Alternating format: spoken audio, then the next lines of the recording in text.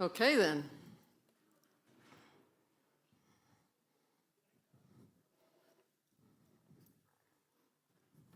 What are y'all doing back there? Oh. Thank you, praise team, for leading us in worship again. That was wonderful. Oh, you said I could start? Oh. Okay, well, just as we get started, I just want to remind everyone that we are live streaming this time.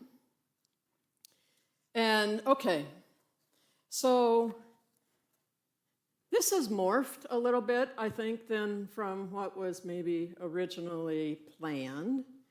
But after the congregational meeting last Sunday, one thing that might not have been clear that I just want to make clear from the very beginning, and that is, I will not be your forever pastor.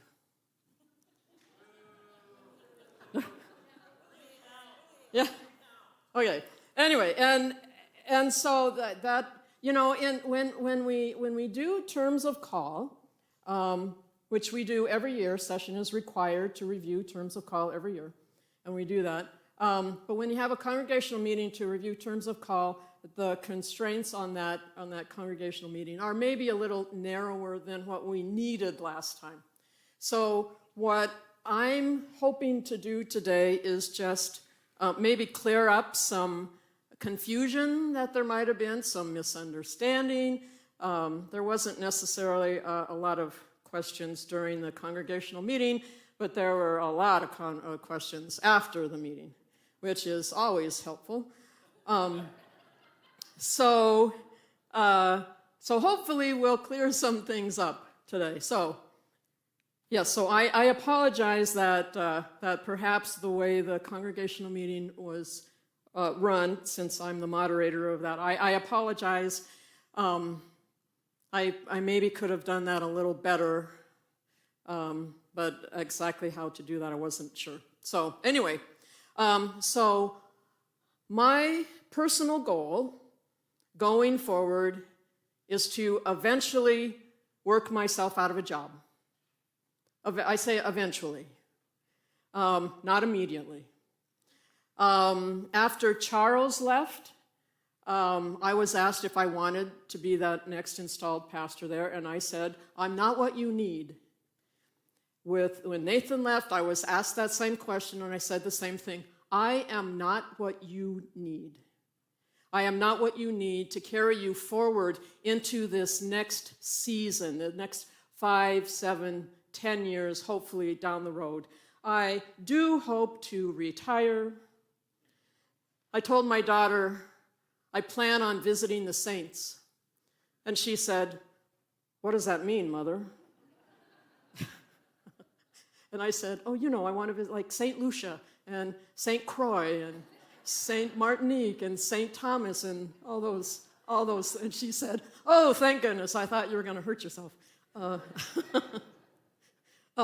So anyway, what the congregational meeting did was they made changes to my terms of call to better reflect the breadth of the role that I have been doing here at First Presbyterian Church. It reflects the breadth, not the permanence at all. So session, again, is required to do this every year. They do this every year frequently. Usually they do this in June.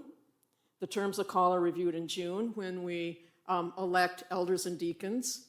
I am hoping to be gone in June, so they moved it up so I could be here, and so that's kind of that. Okay.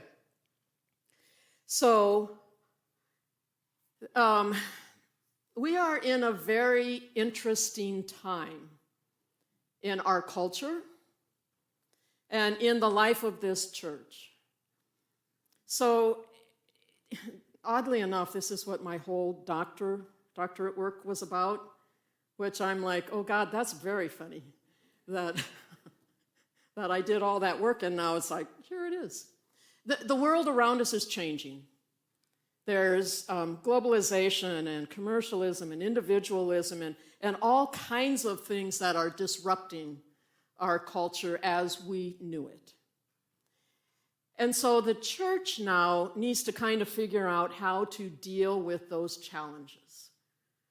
How does the church come alongside things? The church is also in a very unique position. The church is also changing. Membership is declining. We have an aging congregation. We have an aging building. We need to look at pastoral program, support staffing, all of these things. So in our 140-year history, this is really a unique time for us. It's a time for us as a church. It's time for us as we live in this culture that is changing.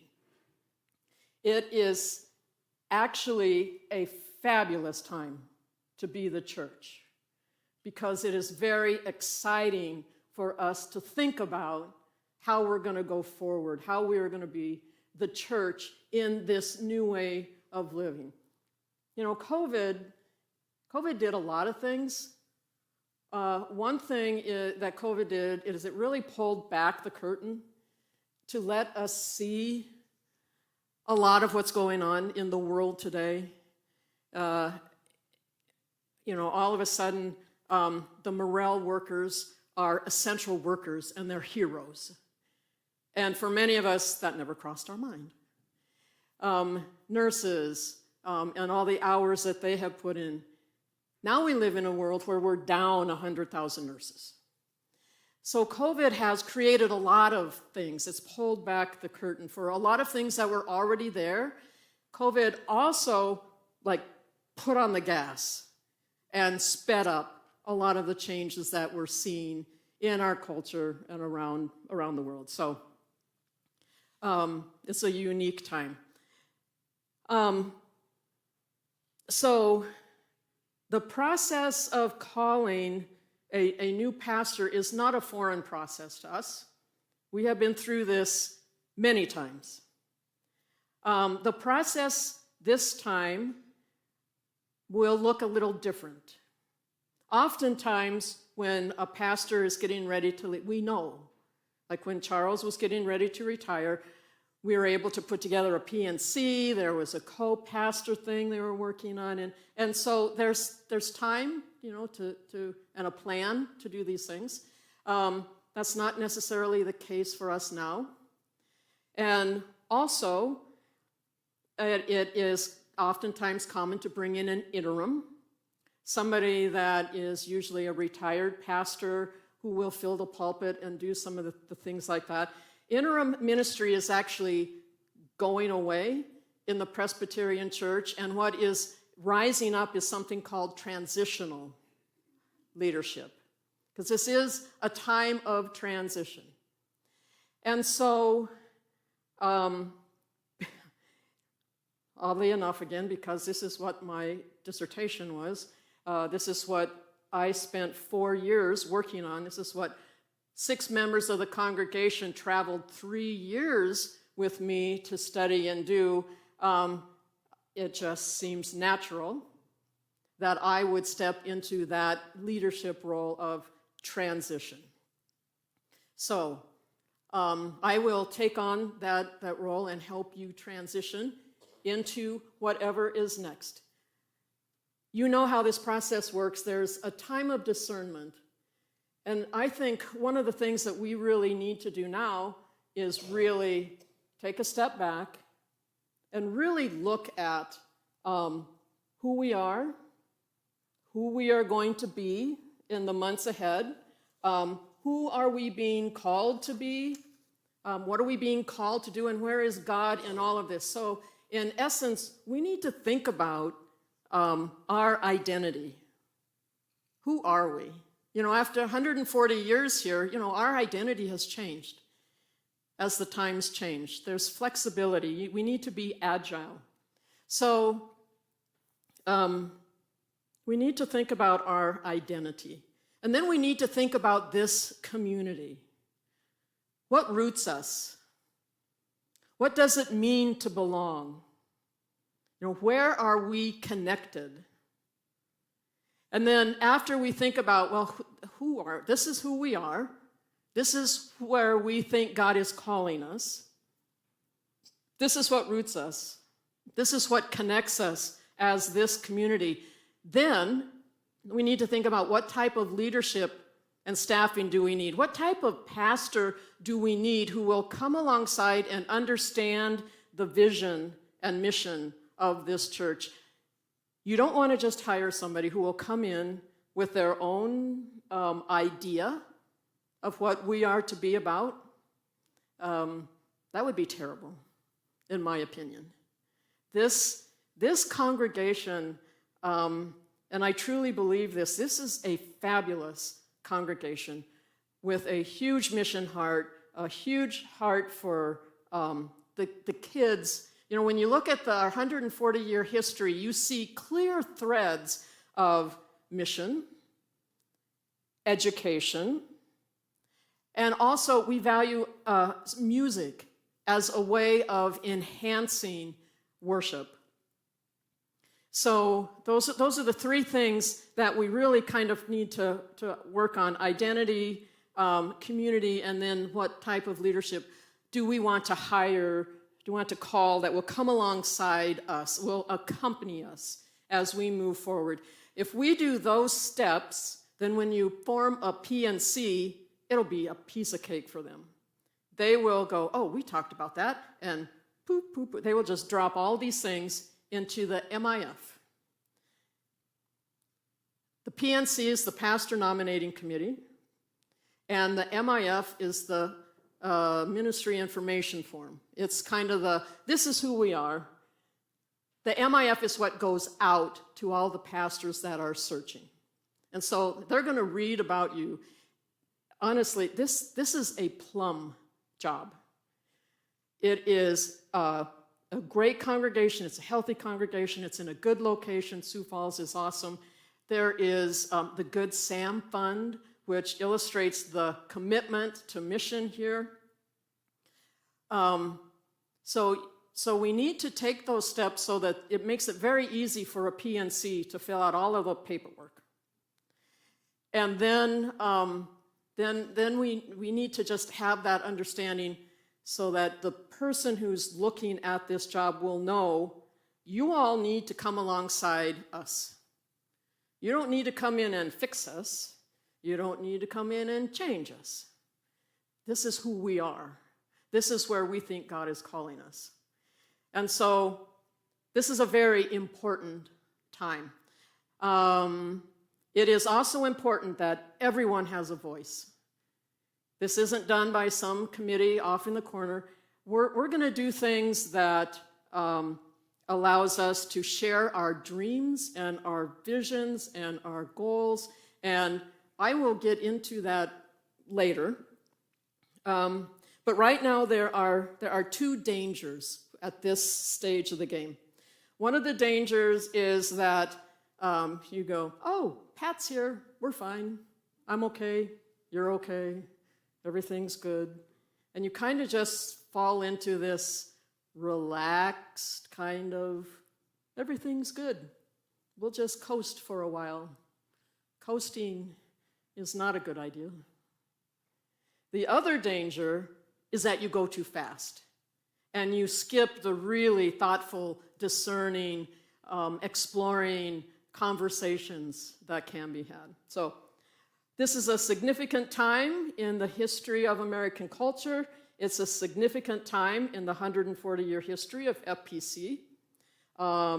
There has been no other time in history quite like where we're at today. The future of FPC will be shaped by what we do during this time of discernment. So this is what I have planned for me, anyway. In June, with the session's permission, encouragement, and support, I will be taking June off. I will be at least away from the building. I will take a couple weeks of continuing ed and a couple weeks where I hope to do absolutely nothing. That just sounds like so much fun. I can't imagine. So I have a seminary friend who's gone through seminary with me, who actually has been a transitional minister in the PCUSA. She has helped several congregations along the East Coast. She has now taken a call in Delaware, but she's highly sought after as a transitional minister. And she has offered to walk alongside me, to coach, mentor me through the process of transition. I have a lot of thoughts and a lot of ideas and a lot of stuff in my head, but it's just like all in my head. There are actually forms and a process that we will go through, and she will help me with that. She's also hopefully going to be here and spend some time meeting you, and oh my gosh, she's fabulous. You'll like her.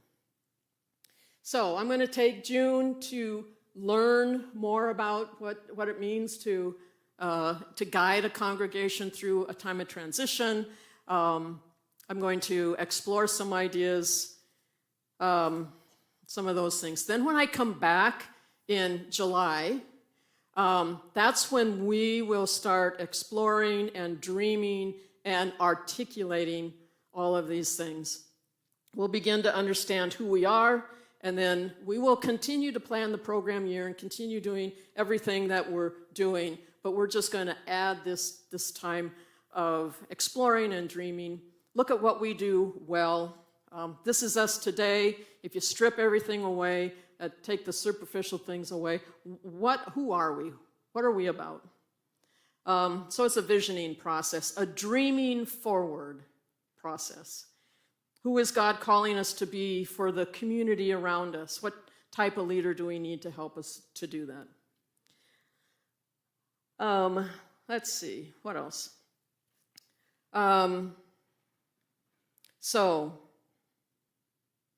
times of transition. Our culture is changing, building is aging, congregation is aging.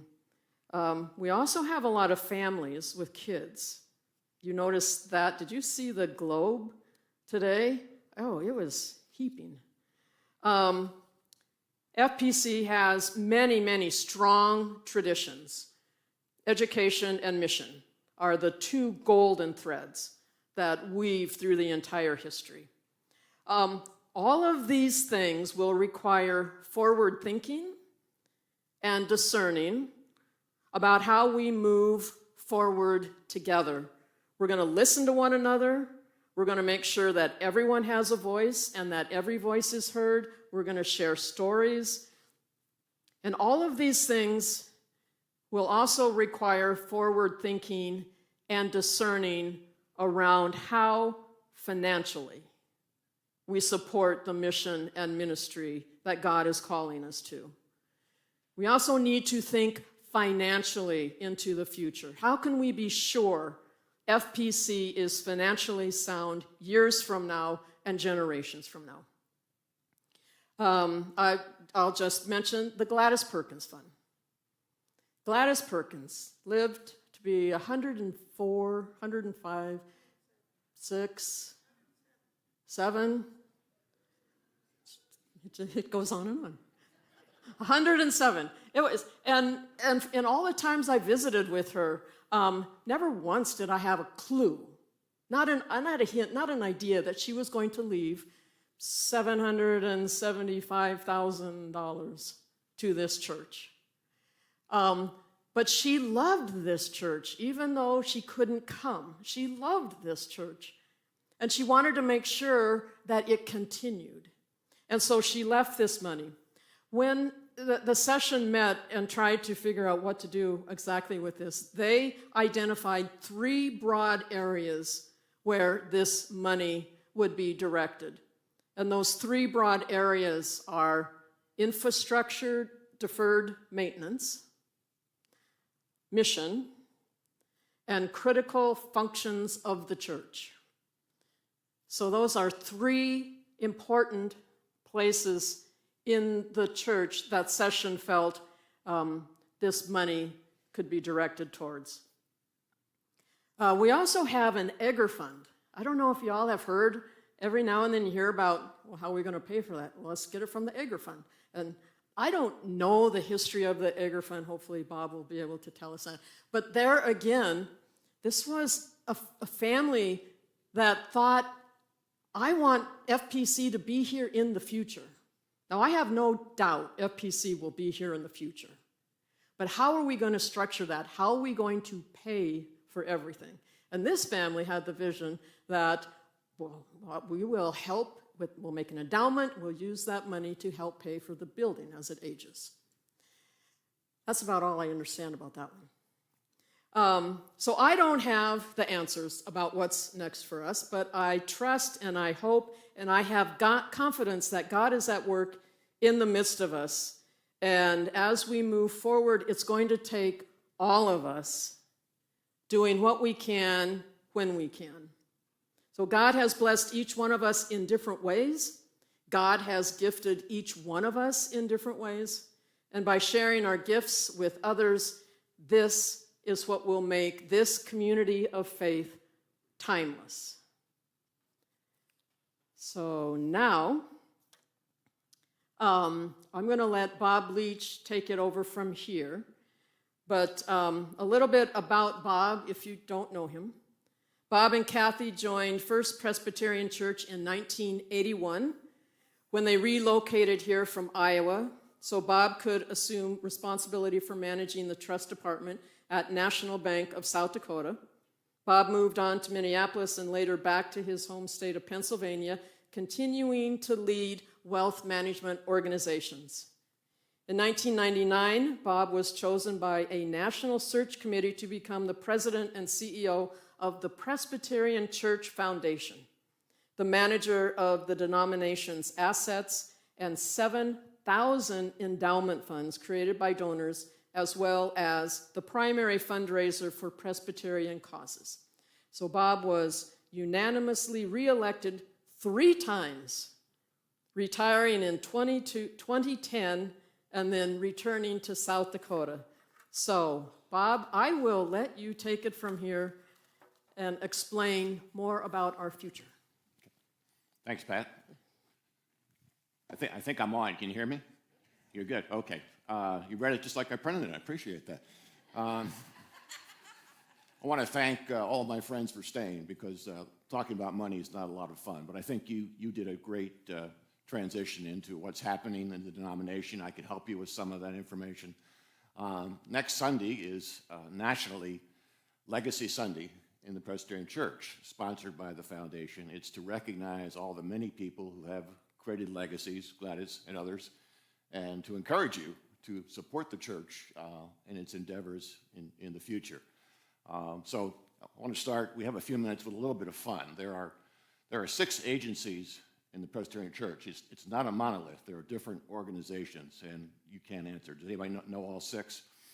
You don't know all 6? You're going to flunk out of seminary.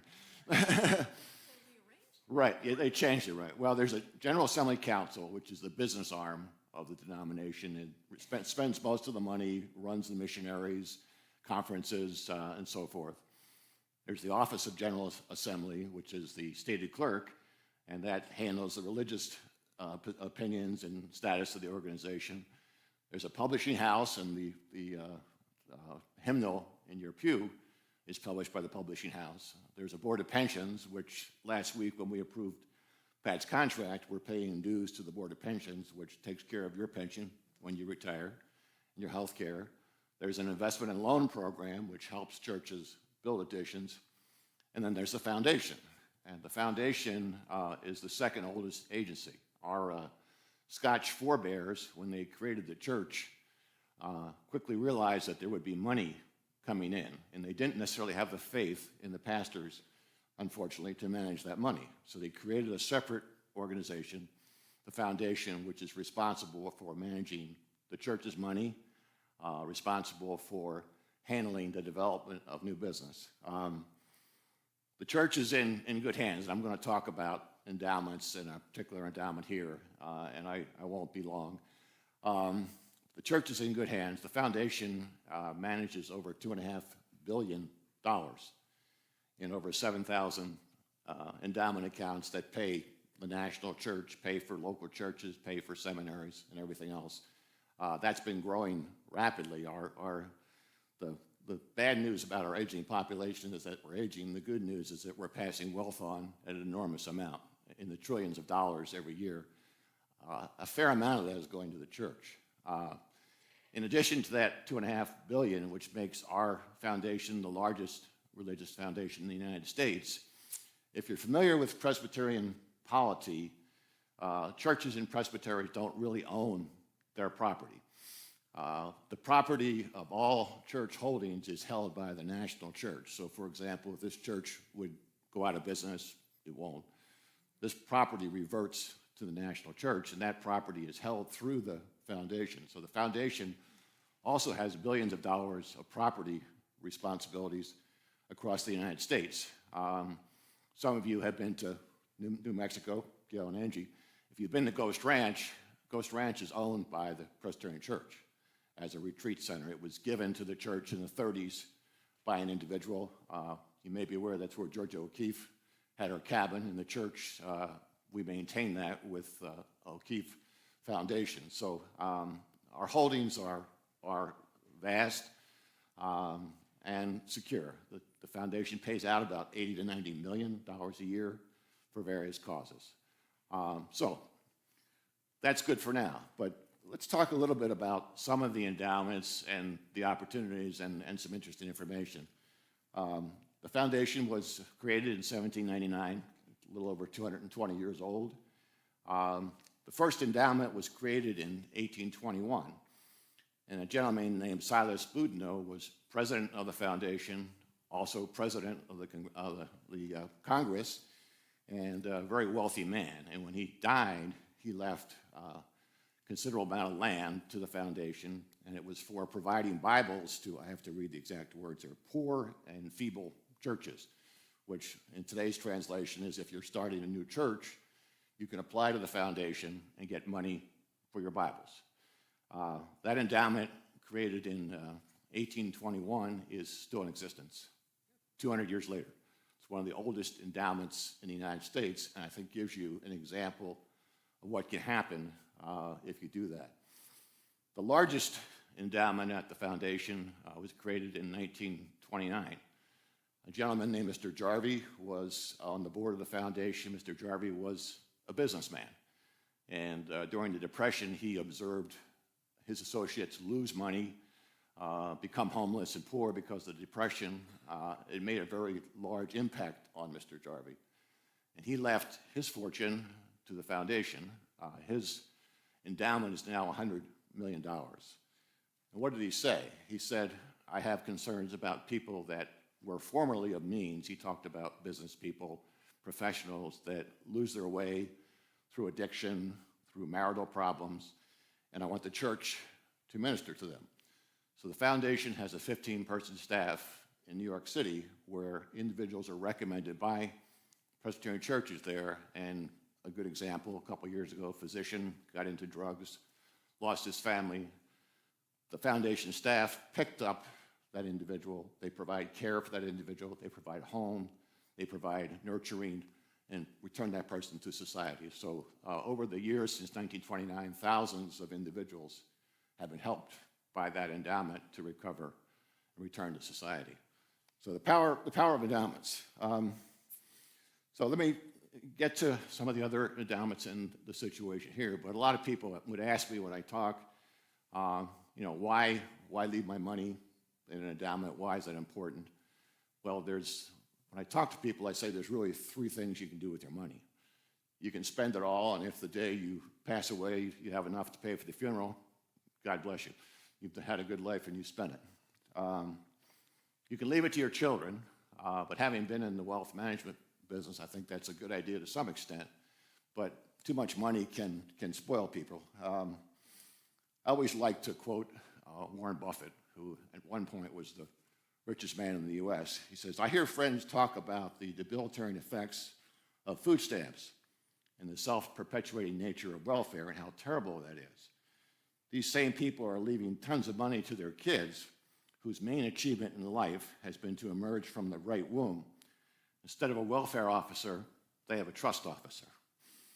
I believe in leaving children enough so they can do anything, but not enough so they can do nothing.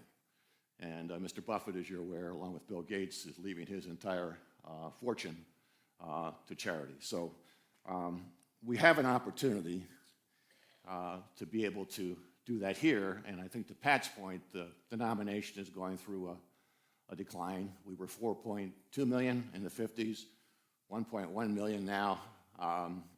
There is belief at the national church that that's going to bounce, we're hitting bottom. Hope we are. We need Presbyterians. But we have to sustain the church through this. And as Pat mentioned, this has occurred here at First Presbyterian. The Egger Fund, I don't know what year it was created either. I don't know if John knows.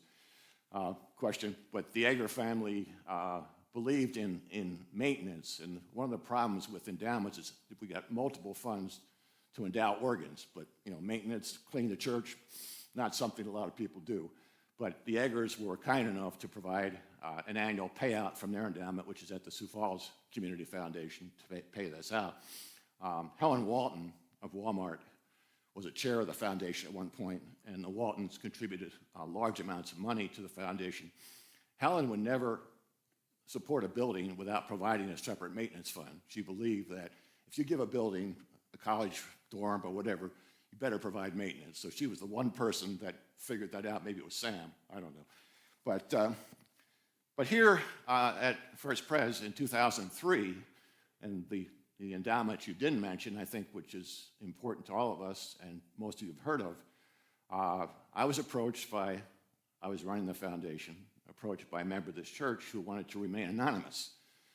That person would probably be like the person next to you, maybe you don't think has any money. This person quietly had a large amount of money. Their concern, they're still anonymous. Their concern was that the elderly population of the church was not being properly ministered to, and they wanted to do something about it. So that person placed $600,000 in an endowment fund that in part stated the annual income was to be used to support a program of visitation, outreach, and education for older or health-challenged members of the church. Well, that was 2003. 20 years later, that endowment is larger than $600,000 because we invest, we hope, wisely at the foundation. The endowment, as John knows, has paid out $30,000, $35,000 a year for 20 years. It was the start of the church nurse program and has since paid money to care for the elderly people. So this one individual put $600,000 away 20 years ago. And 20 years later, that account's worth about $800,000. It has paid $600,000 toward mission. And at the time, we were all excited about that. Barry Dawson, who was the minister then, gave me a letter of thanks and to be delivered to this person saying, "It is my firm belief that not only will your gift be a catalyst for other members to contribute endowment gifts for the ministry of church, but will serve as a stellar example of how First Presbyterian can utilize endowment funds to help us take bold steps into the future." Unfortunately, with changes of staff, focuses elsewhere, we did not really build on that endowment opportunity. So that's, I guess, why I'm here today, to figure out what you want to support long-term, take the opportunity. Looking at the national church, and we talked about the decline in membership, the national church spends about $75 million a year on its program.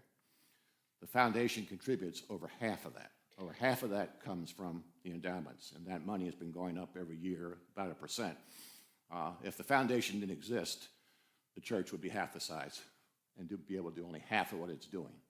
So that's been an important part of income, I think, for this church as we go through whatever bumps we go through or changes. If you want to endow a program or think about a program, you can start an endowment at the foundation with $20,000. It doesn't have to be the $1 million gift. The Sioux Falls Community Foundation is a good place if you want to work locally. So that's my job today, is just to encourage you, and maybe 200 years from now we'll be talking about you also. So I'd be happy to answer any questions you might have. Any questions for Bob or Or Pat? Or are you gonna wait until Afterwards, right. Okay, Suzanne. This is for Pat. Oh, all right, is she on? Wait a second.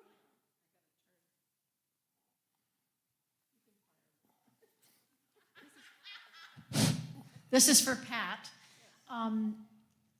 What is your vision for getting people together to have these discussions of priorities, dreams, where the church is going? Are we going to have home gatherings? Are we going to have town halls? What? I know that it's not in stone yet, but kind Yeah. of where are you thinking? Yeah, so, yes, all of those things. I don't know what you all are up for. That will determine a lot. How are you all going to come alongside this discernment process? You know, do you want to be a part of that? Do you want to help with that? Or, I mean, does nobody really care about that? Which I don't believe. But we will do some things with the elders. We'll do some things with the deacons. There's a Monday morning study group that has been willing to be a guinea pig for me. Other times, I'm hoping maybe they would be willing to be a small group that's already established. We have proven time and time again that small groups really do work in this congregation. We've had Bible studies through Lent, Advent, one of those, where we had small groups around. And so that's another part of it. You'll hear things from the pulpit. You'll hear sermons. There will be opportunities to ask questions. You know, I'll put up a box in the narthex with, you know, suggestions, questions. If you don't want to come talk to me personally, which you really should, I'm okay. You know, you can talk to me. But forming a kind of just a variety of avenues for people to express their thoughts and their opinions and all of that. That's going to be critical. Oh, and Adult Ed has said I can have a Sunday whenever I want. So there might be Adult Ed opportunities too.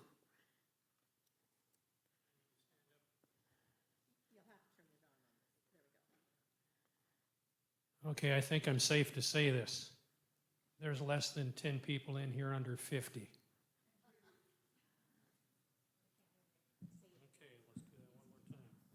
let's do that one more time. Yeah, you're good. Yeah. You got to Now be I'm on. like, yeah. There Okay. you go. Yeah. There are less than 10 people in the room under 50. That is a constituency we really need to get involved. We talk about mission. Well, there's a lot of people in this part of the age group that can do things about that. But when I talk to young families, education, that's the reason they come to this church. I look at my granddaughters who were in a group of probably 15 kids when they started in second and third, or 2 and 3 year olds. It's probably half of that. We need to address that. We need to involve those people because they will be the ones sitting here where we're all sitting now sooner than we realize. Mm-hmm. Most of them are in Sunday school, as Cheryl just said, so we need to structure something to provide for their kids so they can come and they can share and help us. Mm-hmm. Thank you. When I started seminary 16, 17 years ago, I come out of a research-based profession. So I started doing a lot of research and following the data, and I've been following the data this whole time. And Christianity is declining in this country. And so it's not just the Presbyterians that are seeing a decline. It's universal. It's all the way around. We have had people come into the church, and I think we have like at least half a dozen or 8 or so that have asked to join just like, I'm like, yay, that's amazing. And I asked them, how did they hear about us? What did they see? And some come because they have friends that have kids, but some are looking at our website. And I personally think our website is terrible. But there is someone in this congregation that has said, what do you need? And the website is a way to at least get out there what we are doing, who we are. And so hopefully that's a place to start. If people can't find us, if they don't know when our hours are, if they don't know what we do, they're not going to just walk off the street. Like when I was a kid, that's what you did. You just walked off the street. When I was a kid and somebody new came to town, you didn't say, where are you from? You said, what church do you go to? Right? And those days are long gone. So how can we let people know what we're about and what we do? I also think that our culture will swing back to the place where people miss this type of community. Where else can you go where, like, you have little bitty Beckham, who I baptized, and now we're watching him learn to walk as he walks up to put money in the globe? Where can you watch that? And they can come back and sit by a 90-year-old and have a conversation. Where else can you go where you can have a diversity of ideas and socioeconomic situations? Where else can you go but a church to have that type of community? And I think people are missing that, and I think the church will come back because of its sense of community and foundation like that. I think that'll be important.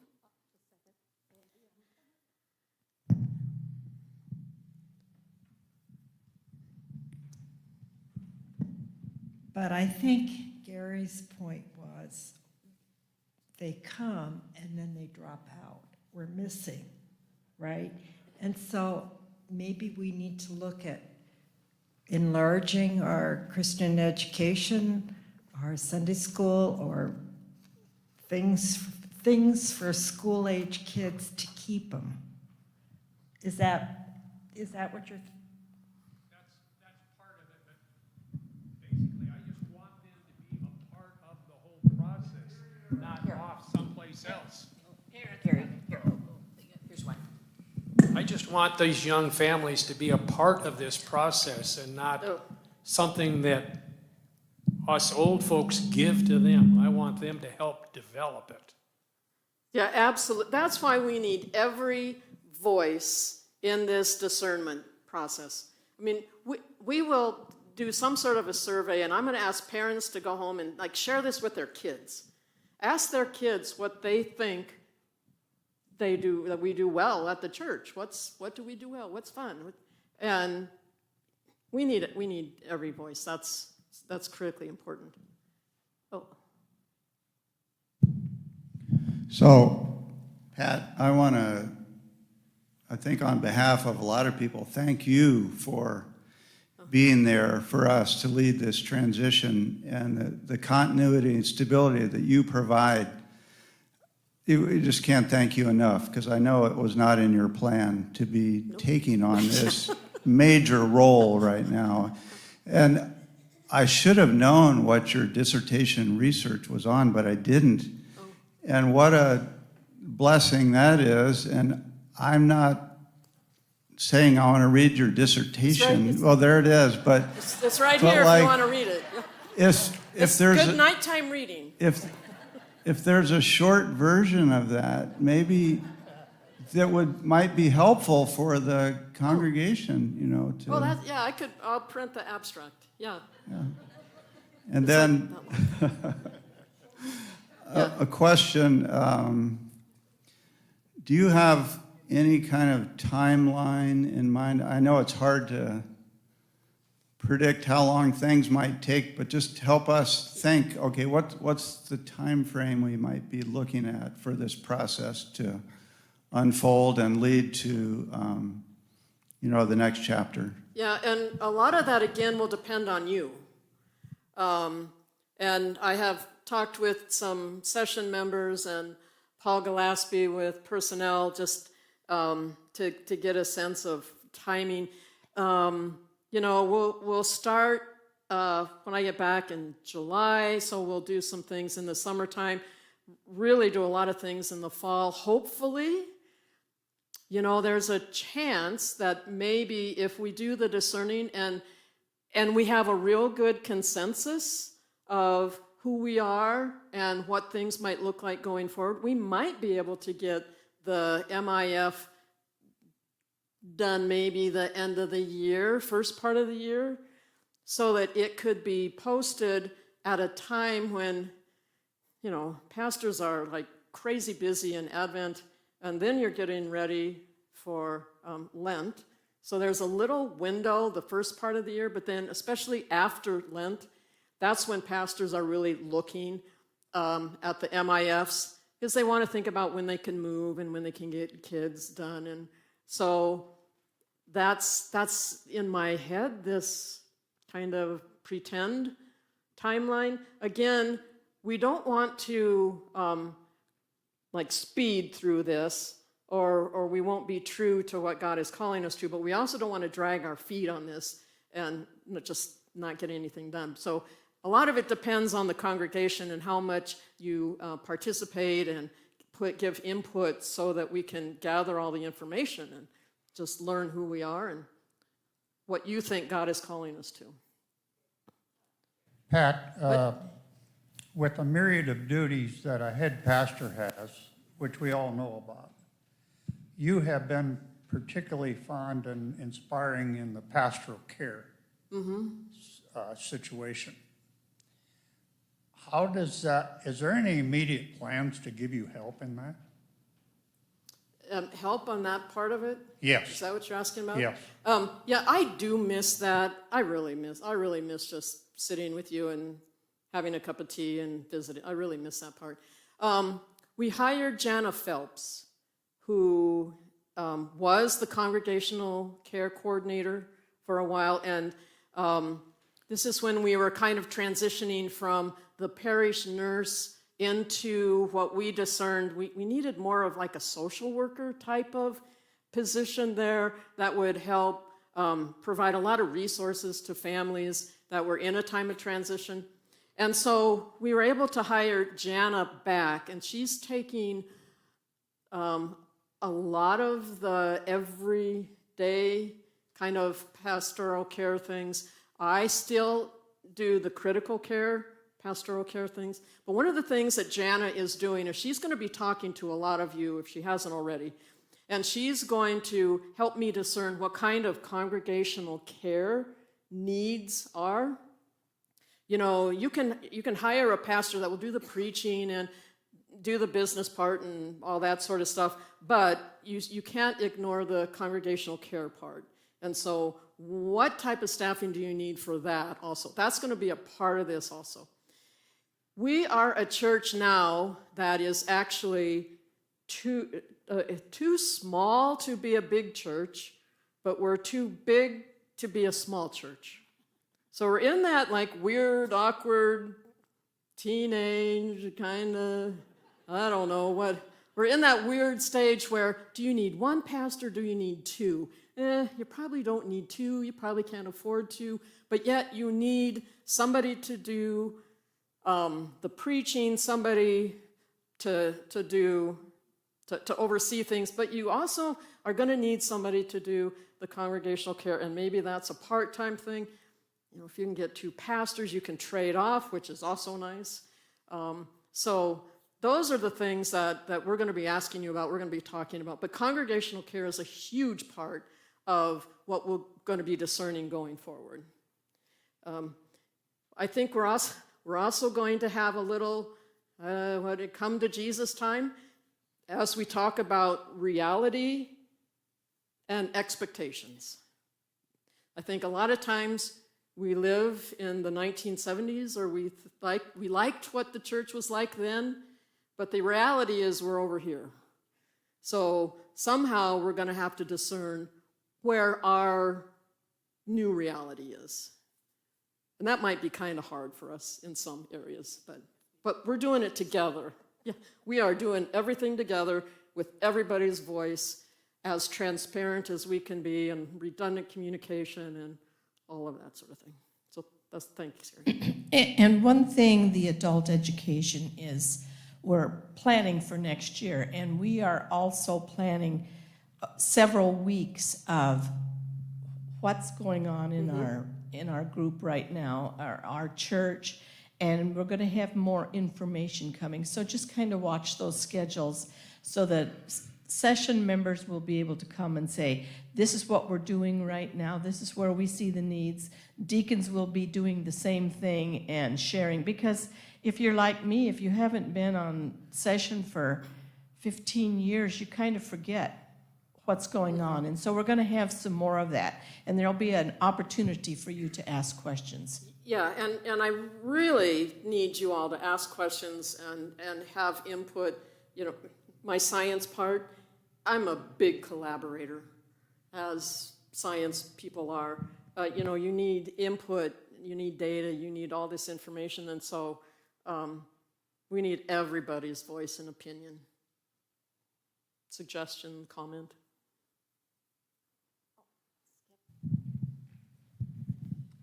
Yeah, you mentioned a little bit ago about the website. There's a whole lot of other things going on technology-wise. We've got our online directory, we've got an app, we've got a Facebook page. How does all of that play into what we look at as you think about it right now? Because that whole digital thing is a way that we get people to know who we are. Yeah. So when it comes to like websites and all that stuff, we have an app, we have the directory, we have live streaming, we have giving. I don't know anything about this, so I am happy to have given this off to John Bo Richter, who has gotten with Corey Vilhauer, another member of this congregation, and then somebody else, and they know what our needs are. We need something that will talk to each other, make giving easy, and so they're working on that part of it. But the other part that we need to think about when we talk about we're not only going to be talking about pastoral staffing, but like staffing and staffing. So what do we do about up there? Not you, Jeff. Jeff is like, but, you know, we have projectors that go out. We have just technology. When COVID hit, we had 1 week to go from 0 to live streaming. It was crazy around here. And so since then, we have just kind of band-aided. My mother was an English professor. We have put Band-Aids on things. We haven't really fixed problems. So the whole technology aspect is another thing. Another thing is communication. You know, Kathy Daum has taken over doing some website maintenance. She's taken over the newsletter. So what do we do with communicating on Twitter and Instagram and keeping our Facebook page? You know, how do we keep doing? That's another area of staffing that we're going to have to look at. So maybe things will look completely different.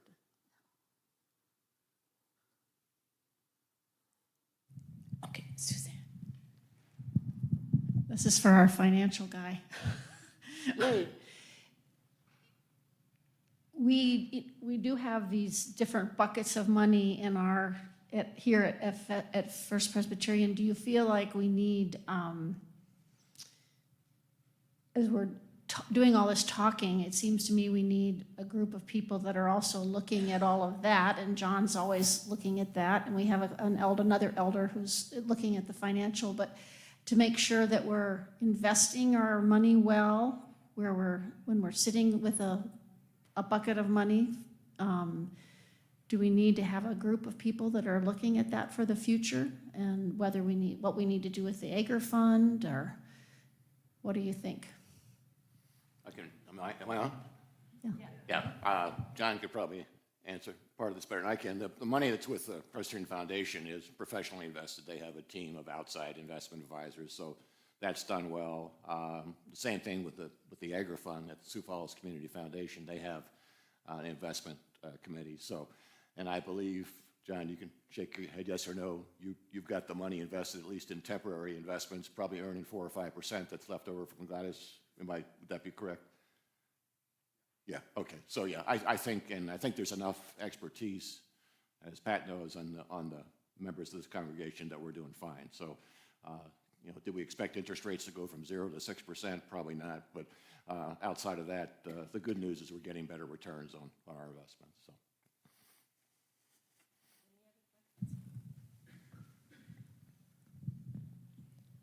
Well, this has been awesome. Thank you for staying and for giving your thoughts and questions. And thank you, Pat. And the Green Team was going to be a part of this too, but this needed to be done first. And so you're going to be hearing from the Green Team that was originally scheduled to do part of this team. And that's okay. The financial part of it needed to be in place before the Green Team moved forward. So I think the timing's going to be good. So this is our last class. Be sure and tune back in September.